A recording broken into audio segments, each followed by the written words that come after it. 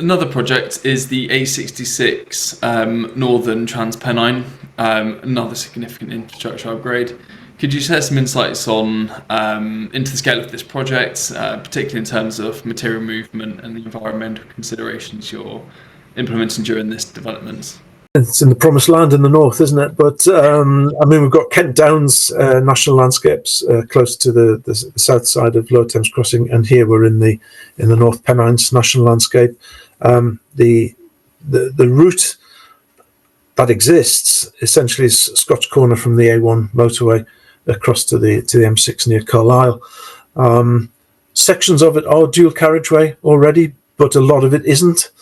And that's what this. So it's a 50-mile project, but it's pieces, more than half a dozen separate projects to put in a dual carriageway, to make the entire route a dual carriageway, which is good for resilience, reliability, and arguably efficiency. A twisty slow single carriageway road for a modern vehicle. An HGV is going to be negotiating that slowly, and everybody else has to wait. I'm not saying that speed is everything, but there is an efficiency in the modern vehicles with rolling at a higher speed. Or maybe I'm just speaking from my own experience.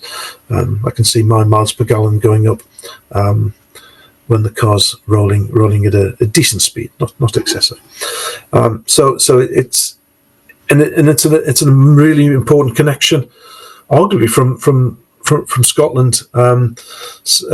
Starting Edinburgh, Glasgow, down the M6, and it's the first real opportunity to come down to the Leeds Sheffield area, or the east coast ports at Hull and so on. It would be a good route for that. I think it's got about 25% HGV on it at the moment, heavy goods vehicles, which is quite high. Yeah. So that's so it's one, like, you do the maths on, it's 1 in 4 vehicles is a lorry at the moment. As I said, the dual carriageway will make that far more efficient. Total dual carriageway will make that far more efficient and probably safer as well, because you're not trying to do an overtake when you really shouldn't. So that's quite important. Those separate projects, so the whole thing is an improvement, but the separate projects, I think I said half a dozen. I think there's 8 of them. They are in different locations. Obviously, it's not dual and then single. There's a breakup between single and dualing. The timings might not be perfect again, so that same location and timing question. But I did get some numbers that, again, it's an environmental statement stage where we report this data, and the project's in detailed design. In fact, there's some site surveys going on to look at materials and archaeology and so on. The cut is likely to be 3.7 million cube. There's still massive numbers, aren't they? Yeah.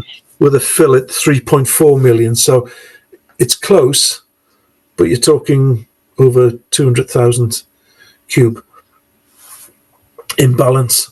And that could be exacerbated by timing. You're crossing the Pennine, so the weather could have a massive impact on programme. Hopefully not.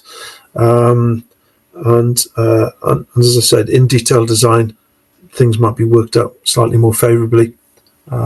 Civil engineer's job really is to create a cut-fill balance on an infrastructure project like a road, but that isn't always achievable. And again, as you said with your example earlier, Will, my blinkers are on really as to what the other opportunities are, and maybe the soiling platform can say, well, actually, there is development at one end or the other, or somewhere on the route that could use the resources, because I think they're likely to have an excess, as I say, at that early stage.